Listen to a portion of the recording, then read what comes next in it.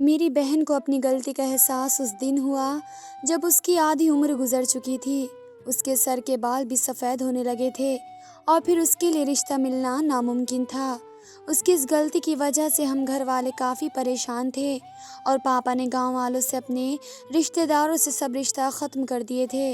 अगर मेरी बहन अमीर बनने के ख्वाब न देखती और इतनी लालच में ना पड़ती तो हम अपनी ज़िंदगी में इतने दुख और तकलीफ़ नहीं झेलते, क्योंकि मेरी बहन की वजह से मेरे और मेरे भाई की ज़िंदगी भी बर्बाद हो चुकी थी। मैंने अपनी बहन को समझने की और समझाने की बहुत ज़्यादा कोशिश की, पर मेरी बहन ने मेरी एक भी बात नहीं सुनी थी। फिर हम सबको मजबूर होकर उसकी बात माननी पड़ी। मेरा नाम हानिया है। हम दो बहनें और एक भाई हैं। बाबा ने हमारे बचपन में ही हमारे रिश्ते हमारे चाचू के बच्चों के साथ तय कर दिए थे। मैं और मेरा भाई हम दोनों रिश्ते से बहुत ज़्यादा खुश थे, क्योंकि मेरा भाई भी अपनी चाचू की बेटी को पसंद करता था और मैं भी अपनी मंगेतर को बहुत ज़्यादा पसंद करती थी। पर मेरी बहन, जिसका नाम मरियम था, वह हमेशा से यही चाहती थी कि मेरा गरीब घर में रिश्ता बिल्कुल ना हो। वह हमेशा से दौलतमंद बनने के ख्वाब देखती थी। हम एक छोटे से गांव में रहते थे और मेरे पापा मजदूर थे। हमारे गांव में सिर्फ एक दो घराने ही थे जिनके पास अच्छा घर और थोड़ा बहुत पैसा था। बाकी सब तो अपने खाने पीने लायक थे। मेरा बहन का जो मंगेतर था वह काफ़ी अच्छा लड़का था और उसकी अपने गांव में एक छोटी सी दुकान थी। वह बहुत मेहनती लड़का था, पर फिर भी मेरी बहन को इस रिश्ते से एतराज़ था।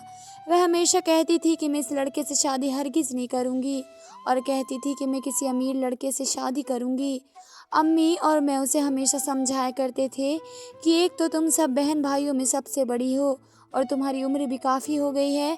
अगर ये रिश्ता तुम ठुकरा दोगी तो अब तुम्हारे लिए अमीर लड़का हम कहाँ से लेकर आएंगे। पर वह हमारी एक भी बात नहीं सुनती थी और शादी के लिए साफ इनकार कर देती थी। भाई को बहन की इस बात पर बहुत ज़्यादा गुस्सा आता था, क्योंकि मेरा भाई अपनी मंगेतर को बहुत ज़्यादा पसंद करता था और चाचू लोगों की यह जिद थी कि वे मेरे बाबा से दो लड़कियां लेंगे और अपनी एक बेटी देंगे। बाबा को तो उनका फैसला मंजूर था और बाबा ने ये रिश्ते पक्के कर दिए थे। मेरी बहन की वजह से तीन तीन रिश्ते टूट रहे थे, लेकिन उनको ये बात समझ में नहीं आ रही थी। ऐसा नहीं था कि वे किसी अमीर लड़के को पसंद करती थी, बस वह अमीर ही बनना चाहती थी। उनकी ख्वाहिश थी कि मैं एक बड़े से घर में रहूं और मेरे पास बहुत सारे पैसे हों। अम्मी और मैं उसको हमेशा यही कहते थे कि तुम्हारी वजह से यह तीनों से टूट जाएंगे और तुम्हारा रिश्ता किसी अमीर घर में नहीं होगा।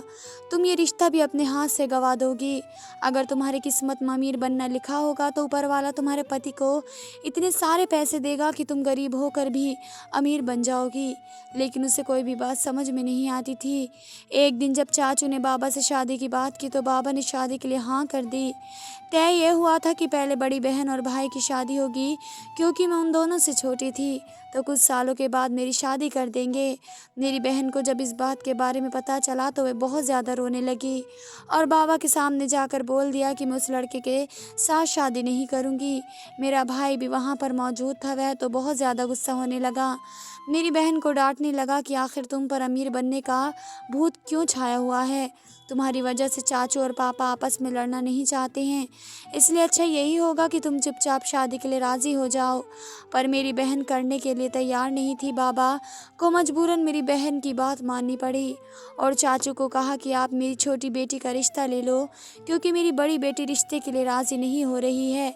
तो चाचू लोगों ने इनकार कर दिया था। बाबा ने चाचू को समझाया था कि एक लड़की लो, लेकिन वे लोग नहीं माने और उन्हें बहुत ज़्यादा झगड़ा हो गया।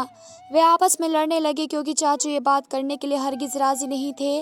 वह भी अपने बड़े बेटे की शादी करवाना चाहते थे, पर मेरी बहन करने के लिए तैयार नहीं थी। चाचू ने बाबा के साथ हर रिश्ता ख़त्म कर दिया था। इस तरह मेरा और मेरा भाई का रिश्ता भी टूट गया। हम दोनों को अपना रिश्ता टूटने पर बहुत ज़्यादा दुख हुआ। भाई, उसकी हालत ख़राब होती जा रही थी। अम्मी और अब्बू चाचू लोगों के पास कई बार भाई का रिश्ता लेकर गए, लेकिन उन्होंने भी इनकार कर दिया था और यही कहती थी कि आप जैसा कहोगे वैसा ही करने के लिए तैयार हूँ। आप मेरी छोटी बेटी का रिश्ता ले लो, लेकिन आप अपनी बेटी का रिश्ता मेरे बेटे के लिए दे दो। लेकिन वे ये बात मानने के लिए हरगिज़ भी राज़ी नहीं थे। अम्मा बहुत ज़्यादा मजबूर हो गई और हमने ये फ़ैसला लिया कि हम ये गाँव छोड़कर यहाँ से चले जाएंगे, क्योंकि अम्मा का यह मानना था कि जब तक हम इस गाँव में रहेंगे तब तक भाई भी यह बात नहीं नहीं भूल पाएंगे। 3-4 महीने में चाचू ने अपनी बेटे और बेटी की शादी और कहीं करा दी और मेरा भाई बहुत ज़्यादा बीमार रहने लगा। ये खबर उसके लिए बहुत ही ज़्यादा बुरी थी और उसके लिए बर्दाश्त करना बहुत ही ज़्यादा मुश्किल था। सदमा तो मुझे भी काफ़ी ज़्यादा पहुंचा था, पर मैं अपने भाई के दुख के आगे अपना दुख कुछ भी ना समझ सकी। मुझे सिर्फ उसी की फ़िक्र लगी रहती थी। मैं दिन रात दुआएं करती रहती थी, ऊपर वाला उसकी मदद करे। चाचू ने हमसे रिश्ते ख़त्म कर दिए थे, इसलिए हम वह गांव छोड़कर शहर में रहने लगे। मम्मी ने भाई का वहाँ पर इलाज कराया और कुछ वक्त के बाद भाई ने भी खुद को संभाल लिया था। शहर में आकर हम लोगों ने अपना किराए पर मकान ले लिया था और शहर में रहने के बाद बाबा को भी मजदूरी अच्छी खासी मिल जाती थी। हम तीनों बहन भाई की उम्र बहुत ही ज़्यादा बढ़ती जा रही थी। इस बात की फ़िक्र अम्मी और अब्बू को बहुत ज़्यादा होती थी कि हमारे रिश्ते टूट चुके हैं और अब नए रिश्ते ढूंढना बहुत ही ज़्यादा मुश्किल हो गया है। मैं अपनी बहन से उम्र में 5 साल छोटी थी और शहर में आने के बाद मेरे लिए 1-2 रिश्ते आए थे। अम्मी ने उन लोगों को कहा कि मैं पहले अपनी बड़ी बेटी का रिश्ता करूँगी, बाद में छोटों का करूँगी। इतने मेरा रिश्ता भी मेरी बहन की वजह से नहीं हो पाता था, क्योंकि मेरी बहन की उम्र बढ़ती जा रही थी और उसकी कोई भी पसंद नहीं करता था। लेकिन उसके लिए कोई रिश्ता आ भी जाता था तो वह खुद ही वह रिश्ते को ठुकरा देती थी। वह सिर्फ अमीर बनने के ख्वाब देखती थी। मेरे और मेरे भाई के लिए अम्मा ने बहुत ही मुश्किल से एक रिश्ता देखा और पक्का कर दिया, क्योंकि अम्मा को पता चल गया था कि मेरी बहन की वजह से हम दोनों की ज़िंदगी भी बर्बाद हो रही है और हम दोनों की उम्र भी अगर बीत जाएगी तो हमारे लिए भी कोई रिश्ता नहीं आएगा। इसलिए अम्मा ने सोचा कि पहले मैं अपने छोटे बच्चों की शादी कर दूंगी। मेरे और मेरे भाई का दोनों का एक ही घर में रिश्ता हुआ था और अम्मी और अब्बू दोनों इस रिश्ते तो बहुत ज़्यादा खुश थे। मेरे और मेरे भाई की दोनों की शादी हो गई और हम दोनों अपने घर में बहुत ज़्यादा खुश रहने लगे। पर मुझे अम्मा की फ़िक्र हर दफ़ा लगी रहती थी, क्योंकि अप्पी की उम्र बढ़ती जा रही थी और वह अम्मी का बिल्कुल भी ख्याल नहीं रखती थी। वह सारा दिन सिर्फ खुद को बनाने संवारने में ही गुजार देती थी। वे यही सोचती थी कि शायद मैं बन संवर कर रहूँगी तो मेरे लिए कोई अच्छा सा रिश्ता आ जाएगा और कोई अमीर लड़का मुझे पसंद कर लेगा। पर यह सब उनकी सिर्फ गलतफहमी थी। मेरी शादी के कुछ महीनों बाद मैं पेट से हो गई थी और मेरे पति को अपनी नौकरी के सिलसिले में मुल्क से बाहर जाना पड़ा था। मैं घर में बहुत ज़्यादा अकेली हो गई थी। इसी वजह से अम्मी ने मेरे पति से इजाज़त लेकर मुझे अपने घर ले जाने के लिए कह दिया। मेरे पति ने भी मेरी अम्मी को इजाज़त दे दी थी और मेरा बहुत ज़्यादा ख्याल रखने के लिए कहा था, क्योंकि मैं पेट से थी और मेरा पति मेरा बहुत ज़्यादा ख्याल रखता था। वह मुझसे बहुत ज़्यादा मोहब्बत करता था। मैं ऊपर वाले का शुक्र अदा करती थी कि मुझे इतना अच्छा पति मिला। मेरी जो भाभी थी वह भी मेरी पति की बहन थी और वह भी बहुत ज़्यादा अच्छी थी। वह मेरी अम्मी और पापा का बहुत ज़्यादा ख्याल रखती थी। मेरे पति और मेरे भाभी अपनी माँ बाप के दोनों ही बच्चे थे और उनके माँ पापा का इंतकाल हो चुका था। उनके रिश्तेदार और कोई नहीं थे सिवाय उन 2 बहन भाइयों के। इसलिए अम्मा ने मुझे पति का ख्याल रखने के लिए कहा था और अम्मी भाभी का भी बहुत ज़्यादा ख्याल रखती थी। अम्मा तो भाभी को यही कहती की थी कि तुम्हारे माँ बाप नहीं हैं तो तुम कभी ये मत समझना कि तुम अनाथ हो। हम तुम्हारे माँ बाप हैं और तुम हमें अम्मा बाबा भी कहकर पुकार सकती हो। भाभी को इस बात की बहुत ज़्यादा खुशी होती थी कि उनको बहुत ही अच्छा ससुराल मिला है। पर मेरी बहन मरियम आए दिन भाभी के साथ झगड़ा करती रहती थी और अम्मा को मेरी बहन की ये बात बहुत बुरी लगती थी कि वे भाभी के साथ इतना बुरा रवैया क्यों रखती हैं, जबकि हमारी भाभी बहुत ज़्यादा अच्छी थी। जब मैं मायके आई थी तो भाभी ने मुझे मरियम की एक बात बताई, जिसको सुनने के बाद मेरे तो पैरों तले से ज़मीन निकल गई।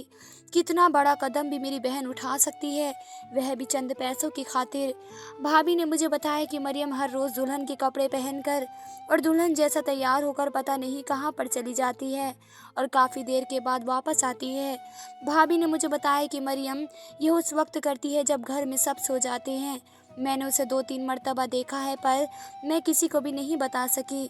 मेरी भाभी ने जब ये बात मुझे बताई थी तो वह भी बहुत ज़्यादा डर रही थी कि अगर किसी को घर में इस बात के बारे में किसी को पता चल गया तो पता नहीं क्या हो जाएगा, क्योंकि मम्मी के घर पर बहुत टाइम के लिए रहने के लिए गई थी। तो मैं ये सब अपनी आंखों से देखना चाहती थी। ऐसा नहीं था कि मुझे भाभी की बात पर यकीन नहीं था, मुझे इस बात पर यकीन था कि भाभी बिल्कुल सच कह रही होंगी। क्योंकि मैं अपनी बहन की हरकत से वाकिफ़ थी, क्योंकि मेरी बहन बहुत ही ज़्यादा लालची थी और वह पैसे हासिल करने के लिए किसी भी हद तक जा सकती थी। एक दिन मैंने अपनी आंखों से अपनी बहन को दुल्हन के कपड़े पहनते हुए देखा और तैयार होते हुए देखा। वे दुल्हन के कपड़े पहनकर और तैयार होकर पता नहीं कहाँ पर चली गई। जब वापस आई तो वॉशरूम में चली गई। ये बात देखकर मैं तो बहुत ज़्यादा हैरान और परेशान होने लगी कि आखिर मेरी बहन ऐसा क्या कर रही है। जब मैं अपनी बहन से पूछा कि तुम कहाँ पर गई थी और तुमने दुल्हन वाले कपड़े क्यों पहने हुए थे, तो परेशान होने लगी और मेरे साथ गुस्सा करने लगी।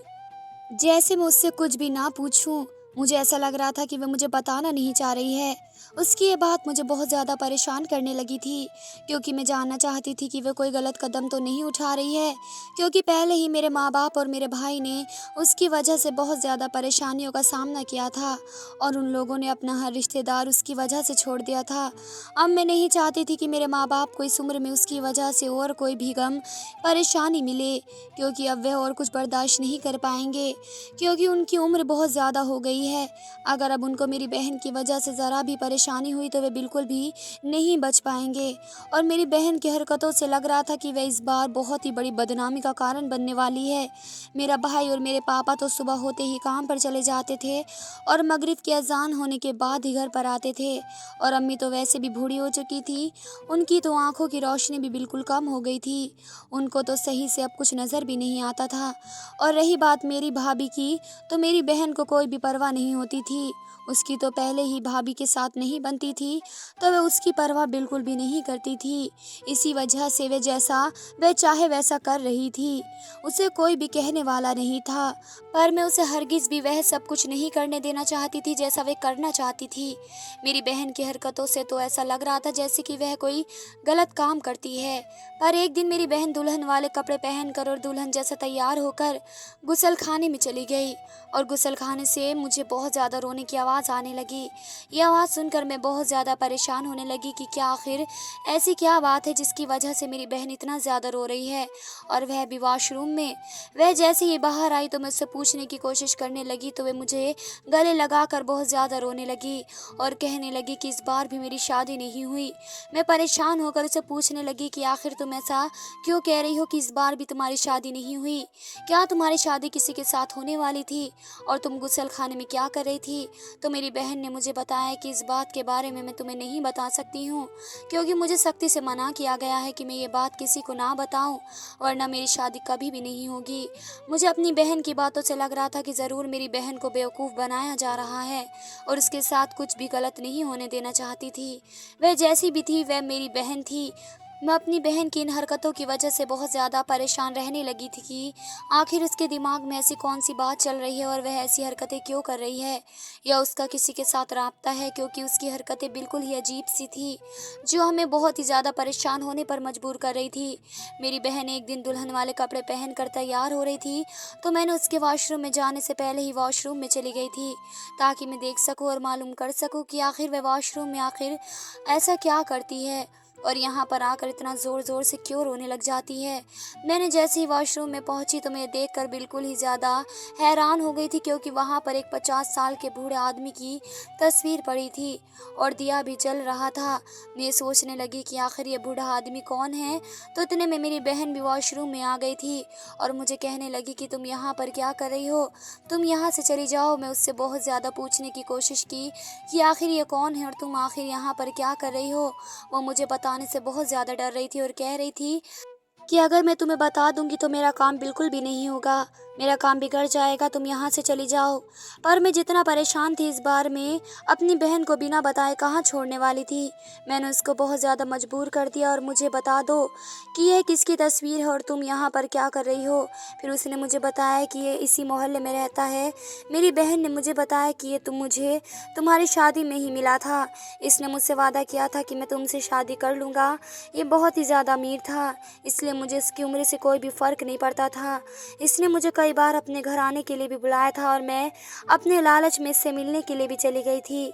इस आदमी ने मुझसे वादा किया था कि वह मुझसे शादी करेगा, पर इसने मुझसे शादी नहीं की, उसने मुझे धोखा दे दिया।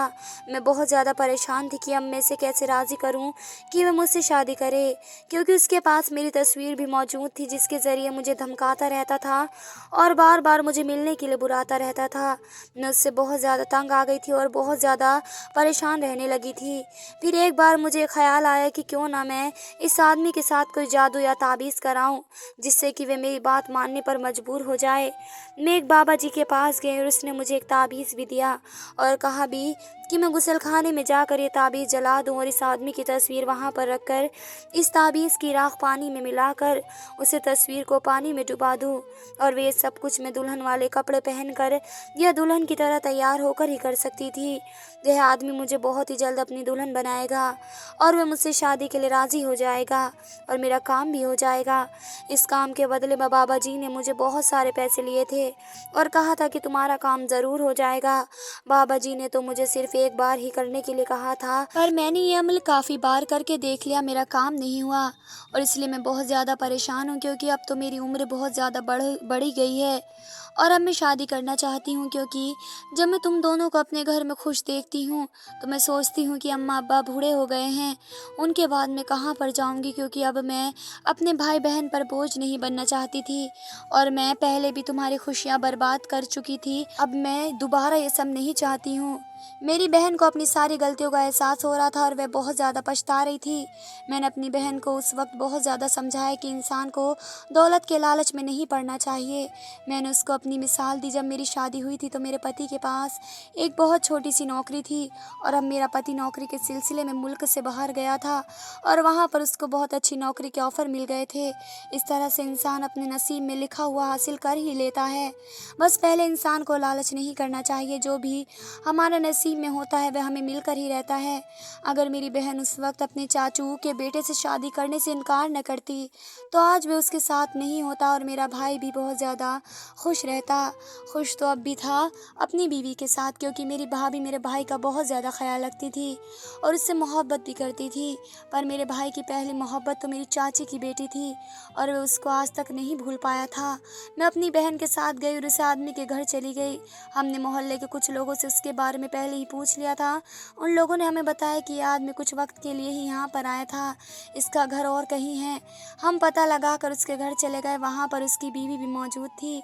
जैसे ही मैंने दरवाज़ा खटखटाया वह आदमी बाहर निकल कर आ गया और मैंने कहा कि आप मेरी बहन से शादी करना चाहते हैं, तो वह मुकर गया और कहने लगा कि मैं आपकी बहन को जानता तक नहीं हूँ।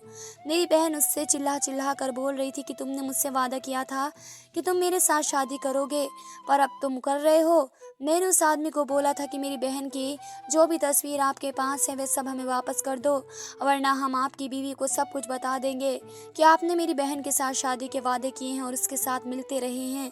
वह आदमी अपनी बीवी से बहुत ज़्यादा डरने लगा और कहने लगा कि ठीक है, मैं आप लोगों की तस्वीर वापस करता हूँ और आप मेरी बीवी को कुछ मत बताइएगा, नहीं तो मेरी बीवी मुझे छोड़ कर चली जाएगी। हमने उस आदमी से सारी तस्वीरों को वापस ले लिया और घर पर आ गए। मेरी बहन का रवैया अब सब घर वालों के साथ बहुत अच्छा हो गया था। वह दिन रात अम्मी और अब्बा का दिल और जान से खिदमत करती थी। मेरी बहन का रवैया बदलता देखकर मम्मा अब्बा ने भी बहुत ज़्यादा खुश होने लगे। उसको बदले में दुआ भी मिलती थी कि बेटी अल्लाह तुम्हारा नसीब अच्छा करे। माँ बाप की दुआएं तो ज़रूर रंग लेकर आती हैं और ऐसा ही हुआ। मेरे पति मुल्क से वापस आए और मुझे घर लेकर जाने लगे। मेरे मायके आ गए। वे अम्मी अब्बू के लिए बहुत सारे तोहफे लेकर आए थे और अपनी बहन के लिए भी बहुत सारा सामान लेकर आए थे। वह सामान उन लोगों को देकर मुझे घर ले गए और कुछ दिन गुजर जाने के बाद मुझे बोले कि मेरा एक दोस्त है जो शादी करना चाहता है। मेरे पति ने मुझे कहा कि मैं अपने दोस्त के सामने तुम्हारी बहुत ज़्यादा तारीफ़ करता हूँ, इसी वजह से वे कह रहा है कि अगर भाभी की कोई बहन हो तो मेरी शादी उसके साथ करवा दो। मेरे पति की ये बात सुनकर मुझे तो मरियम का ख्याल आया और उन्होंने बोला भी यही था कि उनका दोस्त मेरी बहन के साथ शादी करना चाहता है। मैंने अपने पति को बोल दिया कि आप अपने दोस्त को मरियम के बारे में बता दो कि उसकी उम्र थोड़ी ज़्यादा है, अगर वह फिर भी उसके साथ शादी करना चाहता है तो हमें कोई भी एतराज़ नहीं होगा। मेरे पति ने अपने दोस्त के साथ बात की और उसको मरियम की उम्र से कोई भी एतराज़ नहीं था। आज मरियम ने और उस लड़के को एक दूसरे को देखकर पसंद कर लिया और उन दोनों की शादी पक्की हो गई। उस लड़की की अच्छी खासी नौकरी थी और वह अच्छा खासा अमीर लड़का था। जैसा हमने चाहा था वह लड़का वैसा ही था। मरियम की शादी बहुत ही अच्छी तरीके से हुई क्योंकि उस लड़के ने शादी में कोई कसर नहीं छोड़ी थी और अच्छा खासा इंतज़ाम किया था। मरियम दुल्हन बनी बहुत ही अच्छी लग रही थी और अम्मी अब्बा को भी मरियम की शादी की बहुत ज़्यादा खुशी हो रही थी। मरियम शादी करके अपने ससुराल चली गई और वहाँ पर बहुत ज़्यादा खुश थी। जब वह पहली बार मुझसे मिलने के लिए आई तो उसने मुझे ये बताया कि उसका पति उससे बहुत ज़्यादा मोहब्बत करता है, उसका बहुत ज़्यादा ख्याल रखता है। मरियम ने मुझे बताया था कि उसका घर भी बहुत बड़ा और शानदार बना हुआ है। जैसा वह हमेशा चाहती थी वैसा ही घर उसको मिला था और मरियम ने बहुत ज़्यादा शुक्रिया अदा कर रही थी और कह रही थी कि अगर तुम मुझे ना समझाती और मेरा साथ न देती तो पता नहीं वह बुढ़ा मेरे साथ क्या कर चुका होता। मैं मरियम को समझाया कि इंसान को अपने माँ बाप का कहना मानना चाहिए। माँ बाप की दुआएं तो इंसान की किस्मत बदल देती हैं। क्योंकि अम्मा अब्बा का कहना नहीं माना था, इसी वजह से तुम्हें इतनी बड़ी सज़ा मिली थी और वह बुढ़ा तुम्हारा फ़ायदा उठाता रहा था। अगर तुम शुरू से ही अम्मा अब्बा का कहना मान लेती और अपने चाचा जान के बेटे से शादी कर लेती तो शायद तुम्हारी किस्मत में जो दौलत और सुकून मिला हुआ था वह जो तुम्हें अभी मिला है वह तुम्हें वहाँ पर भी मिल जाता। पर तुम्हें उस वक्त समझना बहुत ज़्यादा मुश्किल था क्योंकि तुम हमारी कोई भी बात नहीं समझती थी। मरियम अपनी सारी गलतियों पर बहुत ज़्यादा पछता रही थी। मुझे कह रही थी कि तुम हो तो मेरी छोटी बहन, लेकिन तुमने मेरी बड़ी बहन की तरह मेरा ख्याल किया है और बड़ी बहन की तरह मेरी फिक्र भी की है और समझाया भी मुझे बड़ी बहन की तरह ही है। मैं तुम्हारा एहसान कभी भी नहीं भूल पाऊंगी।